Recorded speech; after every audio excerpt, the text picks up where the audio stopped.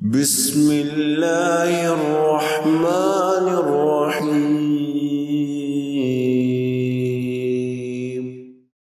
سورۃ الروم کی آیت نمبر 45 میں اللہ رب العزت کا ارشاد ہے، اِنَّهُ لَا يُحِبُّ الْكَافِرِينَ، بے شک اللہ تعالیٰ کافروں سے محبت نہیں کرتا۔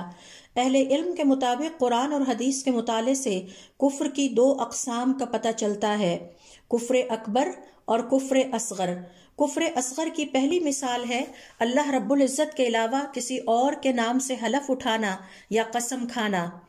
آپ صلی اللہ علیہ وسلم کا ارشاد ہے، آگاہ رہو، بے شک تمہیں تمہارے رب نے روک دیا ہے کہ تم اپنے والدین کے نام سے حلف اٹھاؤ یا قسم کھاؤ، اور اگر حلف اٹھانا بھی پڑے یا قسم کھانی ہی پڑے تو اللہ تعالیٰ کے نام سے اٹھاؤ ورنہ خاموش رہو۔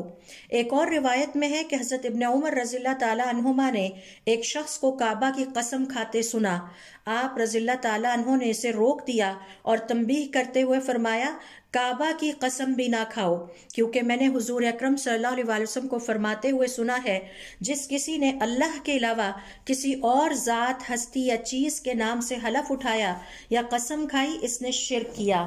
ایک اور روایت کے مطابق آپ صلی اللہ علیہ وسلم نے فرمایا، شرک کا کفارہ توحید ہے، لہٰذا اللہ کے علاوہ کسی اور کے نام سے حلف اٹھانے والے یا قسم کھانے والے سے کہا، اب کہو لا الہ الا اللہ محمد الرسول اللہ۔